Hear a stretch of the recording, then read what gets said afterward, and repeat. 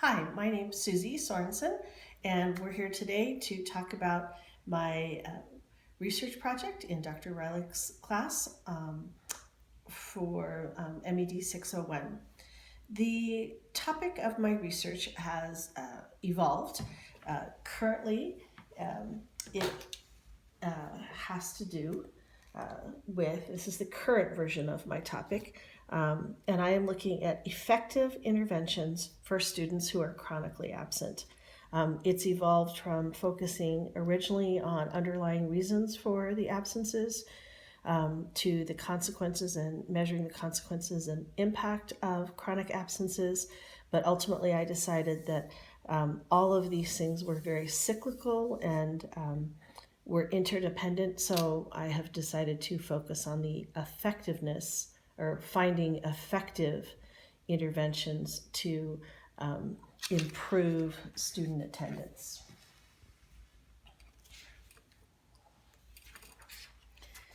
The study of my title is Chronic Absenteeism, Identifying Effective Interventions for Middle School Students.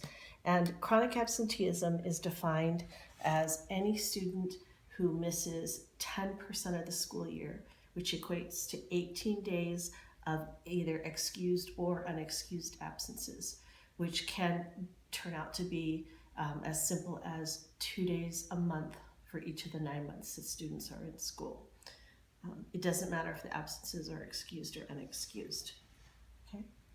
The purpose of the study is to identify effective interventions that will reduce the chronic absenteeism that occurs amongst middle school students. When you rephrase that as a research question, it becomes what interventions are effective in decreasing middle school students' chronic absenteeism. My research hypothesis is students who receive interventions addressing their continued chronic absenteeism will improve their school attendance during the academic school year. And the null hypothesis is students who receive interventions addressing their continued absenteeism will not improve their school attendance during the academic year. In terms of my literature review, I spent time basically in 3 areas. I looked at the underlying reasons why students are chronically absent, which fell into the 3 kind of groupings: struggles with basic necessities, including transportation, childcare, and health issues, including serving as an interpreter for a parent, dealing with either childcare issues, transportation, or healthcare issues. Varying attitudes towards education and attendance, and the perception that if an absence is excused, that it's okay. Concerns about bullying or not feeling connected to the school, and students oversleeping and not coming to school because school is hard. The second section of my literature review had to do with the consequences and the impact of chronic absenteeism. On the micro level, it's students really don't realize the importance of coming to school and the sequencing that occurs in the middle level mathematics, especially, where each lesson builds on the other. That doesn't necessarily happen in elementary school. So the importance of understanding that middle school is different, that rigor and higher order thinking have replaced basic skills. So if you miss a day, it has a much higher impact on your ability to learn and be successful. At the macro level, the concern is that as students miss school, they become as essentially a gradual withdrawal from the academic community, and ultimately there's concern that it will culminate in them dropping out of high school, which then of course limits their employment, their financial opportunities, and their educational opportunities. The last area of literature review had to do with the minority report for this topic, and I really didn't find any literature that said it's okay not to come to school. In part, there's a law now that says in most states, certainly in our state, the Becca bill, that says you do need to come to school or there will be consequences. So the minority report information I did find had to do with alternatives to coming to a traditional school, such as an alternative high school or middle school setting, homeschooling, or what's very popular now, which is online schooling as an alternative for students or families that traditional schools don't seem to be working for.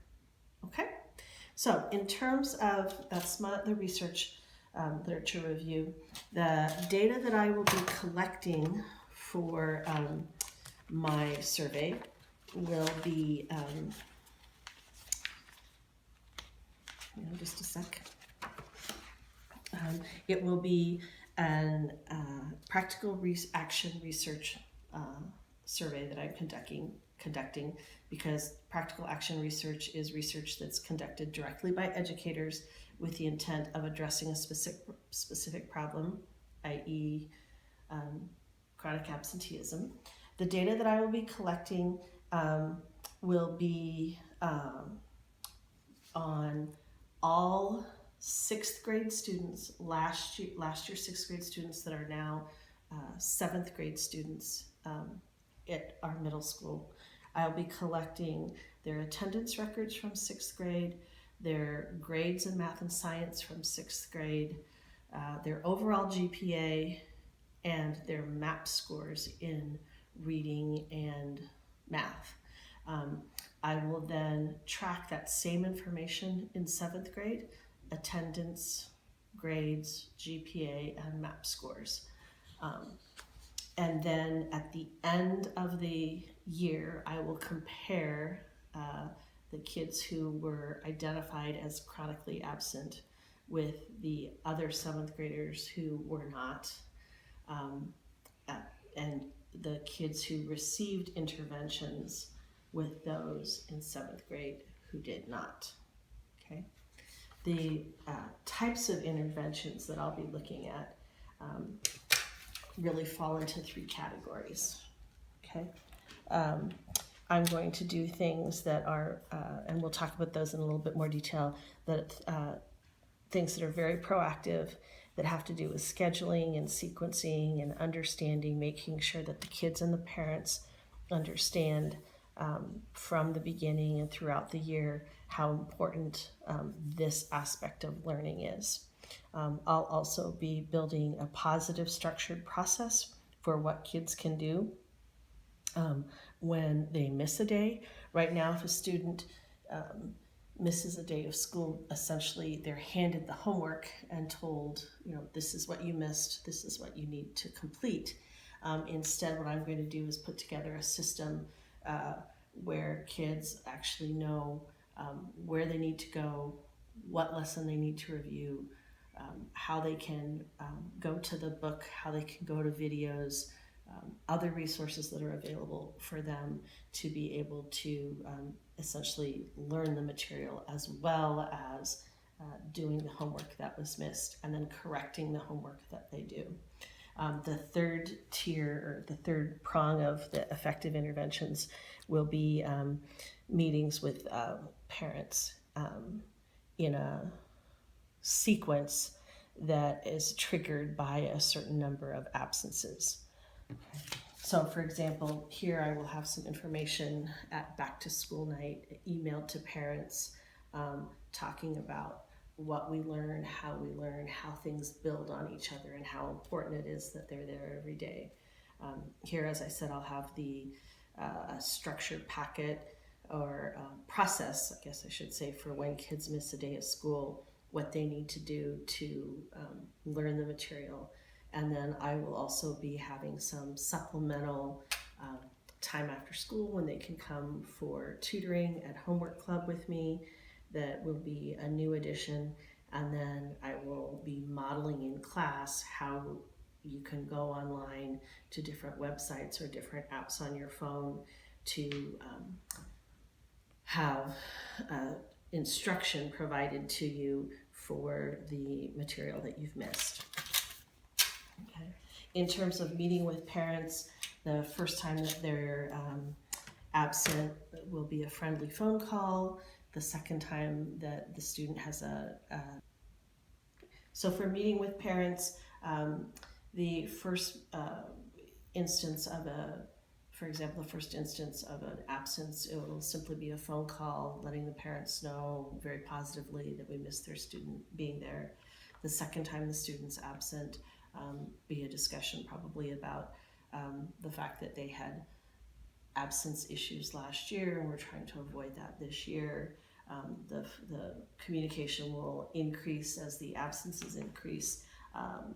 When a student hits the 25% mark, which would be their fifth absence, then we would schedule a face-to-face meeting, especially if it was before the fall conferences or at the fall conferences, with an administrator present to talk about the reasons behind the absences, to see if we need to get some resources matched up with that family, or making sure that they understand the Becca bill implications that might come into play if the unexcused absences continue.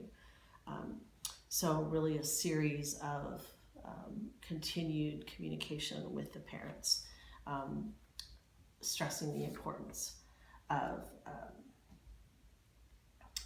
being at school. Some other proactive things that we would hopefully try to do would be to try and find also some tutors that might be available for kids that need extra support through either the Junior Honor Society or the high schools that Honor Society that needs to provide some community service hours. In terms of the benefits of this research, when I compare the kids that have the interventions in 7th grade with those that don't for the chronically absent students, I'm hoping that what we'll find is that with a series of interventions, that attendance goes up, grades go up, GPAs overall go up, and that the academic progress on their MAP scores increase. So in addition, the benefits to improving students' performance would be that we could take the interventions that worked, that were effective, and the rest of the 7th grade classes could use those with their students. And then even the 6th grade and 8th grade classes, we could use the interventions school-wide. In terms of feedback that I'm looking from all of you, I'd like to know any interventions that you are aware of, specifically that fall into any of those categories of increasing communication with parents, being proactive, or interventions that you've heard of that I can try with the students to add to my series of interventions. I'm wondering what you think about the measurements that I've proposed in terms of GPA and grades in, right now it's just core subjects, math and science. I don't know if you think I need to include grades for things like choir or PE. I guess that would be built into the cumulative GPA, but if I need to compare actual grades for non-core subjects or anything beyond math and language arts. And then I'm also wondering if you have any ideas in terms of the comparison between my class and the other 7th grade classes that don't have interventions for the kids that are chronically absent. I'm a little concerned that the sample size might be pretty small if I'm only doing 10 or 12 kids. If you have any of those same concerns or suggestions on what I could do to maybe get other teachers in the 7th grade to participate in this study willingly. So, and any other thoughts that you have, I would sure appreciate. So thank you very much for your time, and I look forward to getting your input. Bye.